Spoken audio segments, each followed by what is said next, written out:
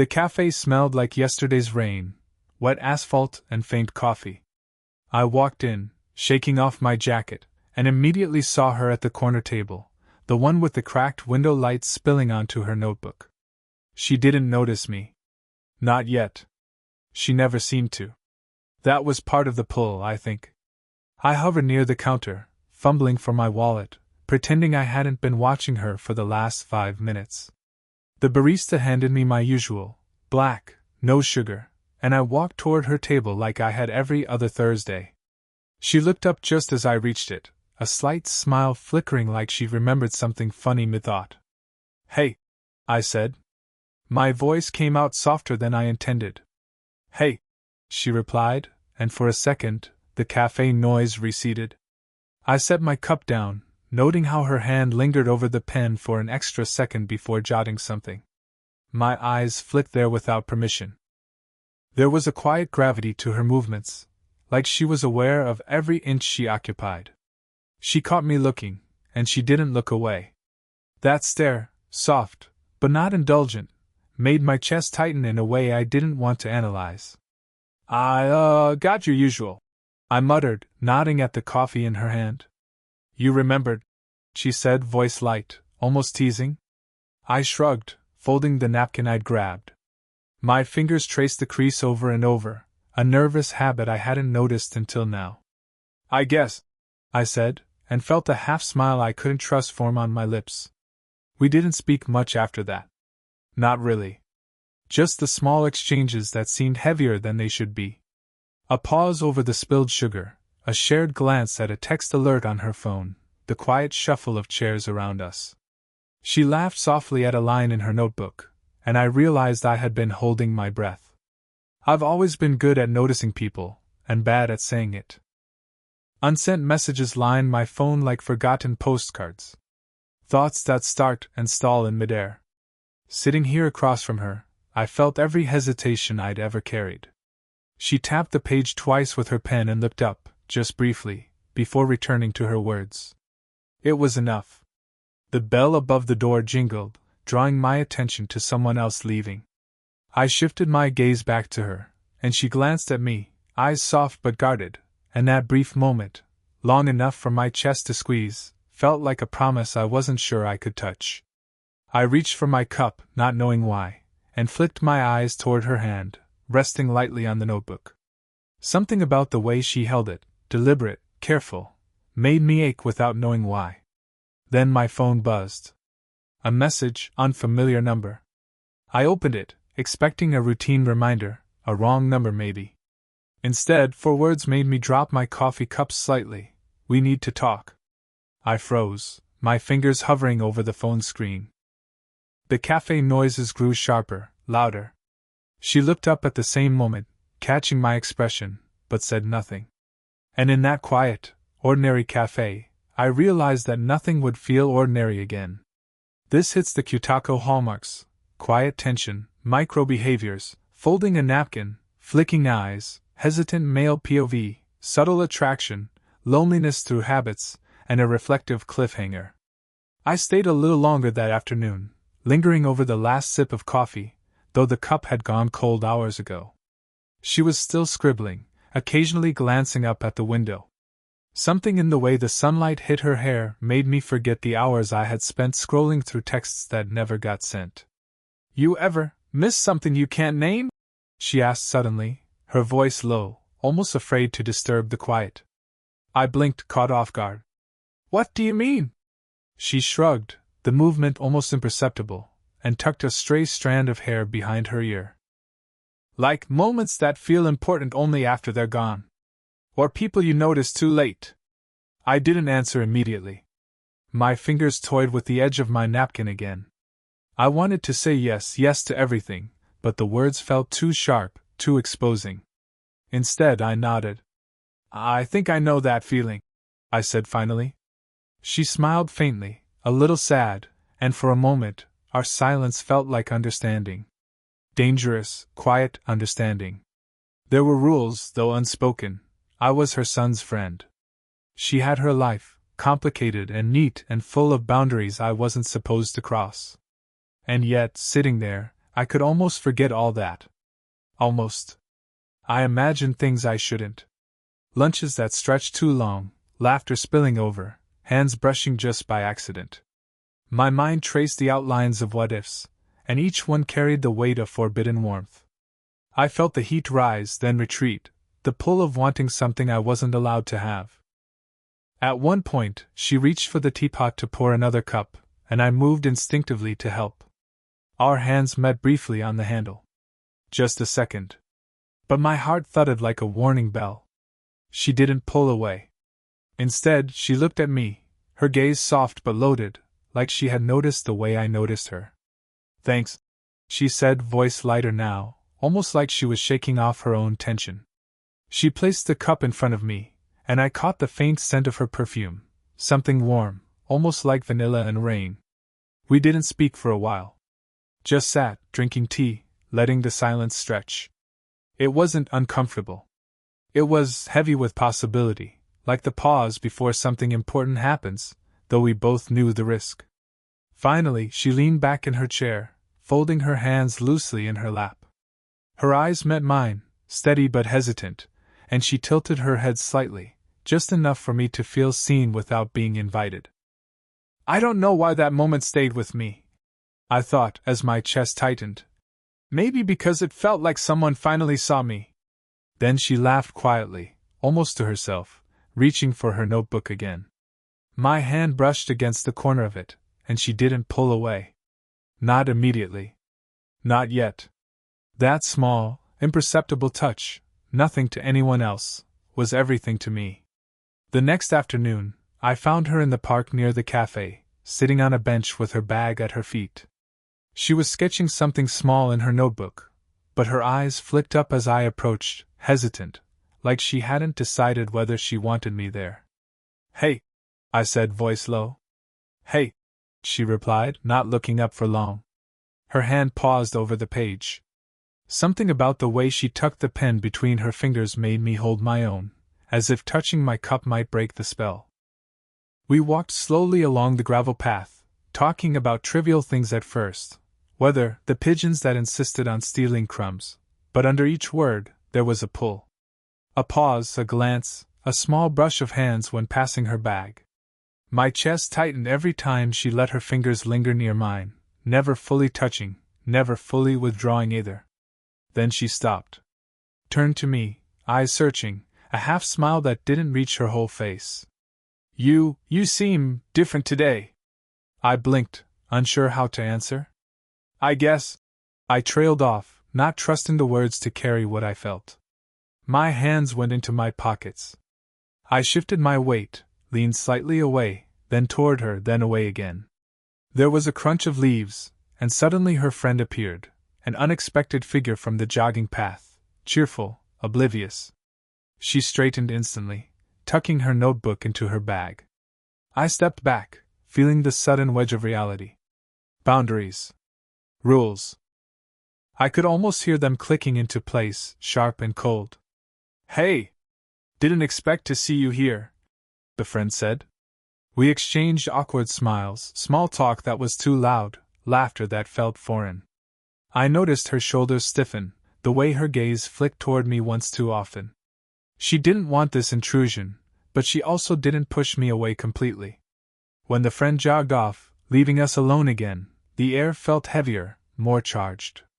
I dared to step closer, and yet the closeness, just standing there, under the dim light of the late afternoon, felt like the edge of something we shouldn't cross.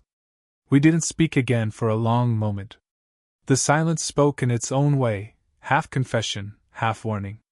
My chest tightened, and for the first time, I almost imagined what it would be like to lean in, to close that space. Almost. Then she shifted, brushing a stray leaf from her lap, her hand lingering on mine a heartbeat too long. Just enough to burn a memory I knew I'd carry for a long time. It was late afternoon, the kind of light that falls unevenly through blinds, casting stripes on the floor of her small living room.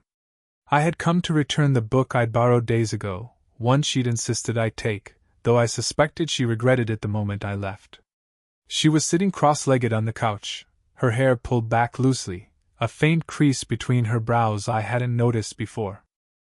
She looked smaller somehow, vulnerable in a way that made my chest ache. I set the book on the coffee table, and it slid slightly, catching the edge of her mug. She reached out instinctively to steady it, and our fingers brushed. I wanted to pull away. I didn't. I didn't mean to. I started, words failing halfway. It's fine, she said softly, voice almost too calm.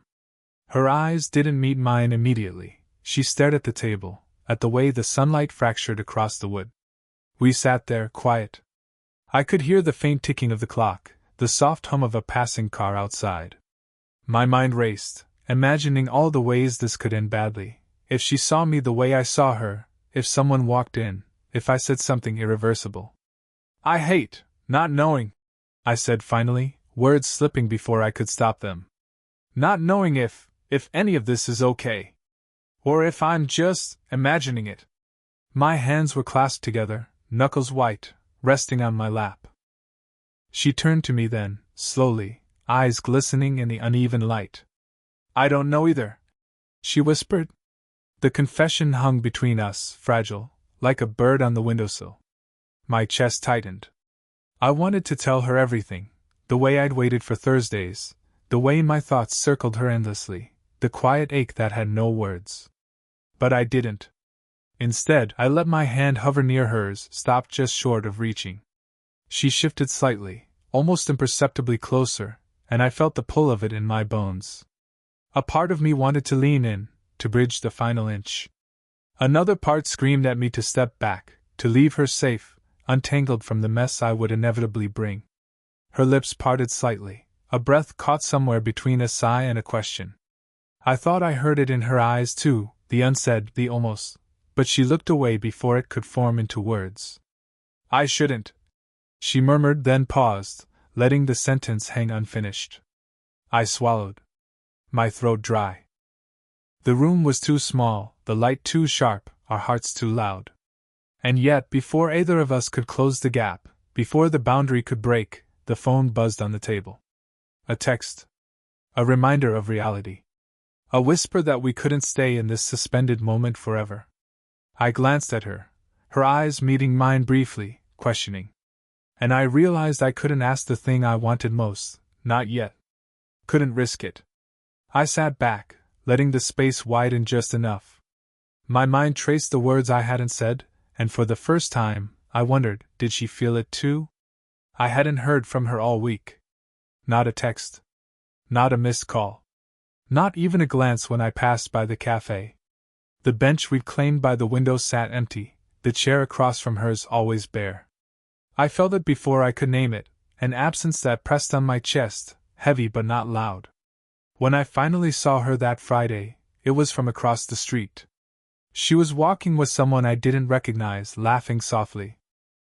The sight made my stomach twist, not jealousy exactly, just dislocation. My hands tightened around the strap of my bag as if holding on could tether me to something real. Later, I tried to reach her. My thumbs hovered over the keyboard, drafting messages I'd never send. Are you okay? Did I do something wrong? Each one was a whisper into a void. The phone blinked back at me, unread, untouched. I deleted them, one by one, leaving the screen blank. When she finally did reply, it was a single line. I can't. Not right now. No explanation. No apology. Just that. I read it 10 times, each time expecting a follow-up that never came. My chest ached in the quiet, the kind of ache that makes ordinary life feel too loud. I couldn't stop replaying our last meeting in my mind. Her eyes, the pause in her voice, the way she didn't meet my hand when it hovered near hers. Had I misread everything? Had I imagined the pull between us? The thought made my stomach clench, but I couldn't stop imagining it anyway. Days passed. I kept visiting the cafe, the park, the streets where we had lingered together. Nothing changed. A half-empty chair mocked me each time. I noticed details I hadn't before. The way the barista moved a cup she used to drink from, the faint scent of her perfume lingering on the bench. It wasn't her. But it was her absence. Then came the call I didn't answer. I listened to the voicemail twice before letting it sit. She had sounded uncertain, hurried. There was laughter behind her voice, someone else laughing, and I couldn't place it. My chest felt hollow, suspended. That evening, I sat on the bench outside her building. The sun dipped low, casting long shadows across the sidewalk. I watched her window, imagining her there, imagining her noticing me. But nothing. I typed a message one last time, paused, deleted it. The screen glared back at me in accusation. I didn't feel heartbroken. I felt paused. Like life forgot to finish the sentence. I stood, brushing gravel from my shoes, and walked away. The door remained closed. The bench remained empty. My hands were empty too. I found her on the fire escape outside her apartment, the city humming below us like a muted pulse. She wasn't expecting me. I wasn't sure I'd even be welcome. The night air was sharp, the kind that makes you notice your own heartbeat. "I came to check on you," I said, voice trailing, unsure if I had the right to be here. She didn't answer at first. She just leaned against the railing, hands clasped in front of her, eyes distant. I stayed a step back, aware of the distance I'd let grow between us, and afraid of what closing it might cost. Finally, she spoke. "I wasn't ignoring you," she said quietly, almost afraid of the words themselves. "I needed to figure things out. Everything." I nodded, though I had no map for this. My hands fidgeted in my pockets. "I get it. Maybe I pushed too hard." "No," she said. Her voice lifted slightly, firm but gentle. "You didn't push. You just were there. And I wasn't ready to face it." There it was. Everything I had felt for weeks, compressed into one moment of honesty. I wanted to say more, to tell her how every paused text, every empty cafe chair had a weight that pressed on me day and night. But I didn't. I just listened. She glanced at me, then down at her hands. "I'm scared too," she admitted. The confession wasn't dramatic. It was just quiet, a small, raw truth. We didn't move closer. Not yet. But the tension shifted. I could see it in her eyes, the same pull I'd noticed all along, and the same fear that had held her back. I stepped forward, slowly, letting my hand hover near hers. She didn't pull away. Not entirely. Her fingers twitched slightly, brushing the air between us, and I realized that gesture, almost nothing to anyone else, meant everything. "I don't want to lose this," I whispered, voice catching. "Not us, not everything, just this fragile, fleeting now." She looked at me then, and for a moment, I thought she might close the gap, lean into the risk. But instead, she let out a breath and smiled softly. "Okay," she said, simple and grounding, like a bridge over all the hesitation and fear. I smiled back, letting my own shoulders relax. It wasn't perfect. It wasn't a promise or a confession of forever. It was acknowledgement, the quiet human connection we had been circling for weeks. And in that, for the first time in a long while, I felt seen. We stayed on the fire escape for a while, not speaking, letting the city's noise settle around us. The moment wasn't cinematic, it wasn't explosive. But it was ours. And sometimes that's enough. Weeks had passed since that night on the fire escape. Life hadn't changed in any grand way. Workdays still started too early, the cafes still smelled faintly of yesterday's rain, but the quiet weight between us had shifted. She was still mid-40s, I was still in my 20s. The age gap, the rules, they were still there, but somehow smaller, manageable. We met again at the same cafe, the one by the cracked window. I arrived at 8:47 a.m., coffee in hand, black, no sugar, like I always did. She was already there, notebook open, pen poised, sunlight spilling over her hair. She looked up, caught my gaze, and smiled. Not wide, not cinematic, just that small, knowing smile that had always unsettled me in the best way. We didn't speak much at first. Words felt unnecessary. She poured her tea, and I stirred my coffee, the ambient quiet filling the spaces between us. My fingers brushed hers briefly as she passed the cup across the table. That old ache flared, then softened. Later, we walked to the park, the bench by the gravel path, our quiet ritual. I watched her fold her hands loosely, her shoulders relaxed in a way they hadn't before. I didn't need her to explain herself. I didn't need confessions or promises. The gesture, the shared silence, the faint touch of hands, was enough. One morning, she showed up at my door, holding 2 steaming mugs. Black coffee for me, tea for her. We sat on the stoop, sipping slowly, letting the morning unfold. We spoke in fragments, a memory of spilled sugar, a joke we half remembered, a fleeting glance that meant more than either of us said aloud. And in those small, ordinary moments, I realized the shift wasn't sudden. It had been slow, accumulated in unsent texts, quiet laughter, brushes of hands, long pauses, awkward silences. The tension, the near-crossed boundaries, the fear, they had all softened into something we could finally inhabit together.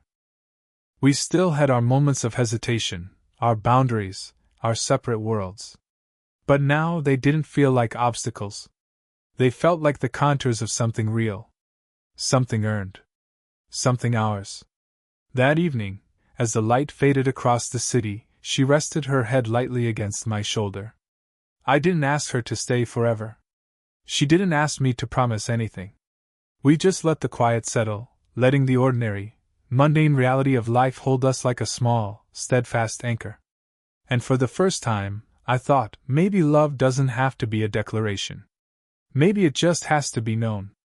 I glanced at her, and she met my gaze, a shared understanding lingering in the space between us. Only we knew what it meant: the black coffee at 8:47, the bench in the park, the quiet confessions of ordinary days. Sometimes that's enough. Call to action: did this story stay with you? What kind of quiet, real love stories do you want to hear next?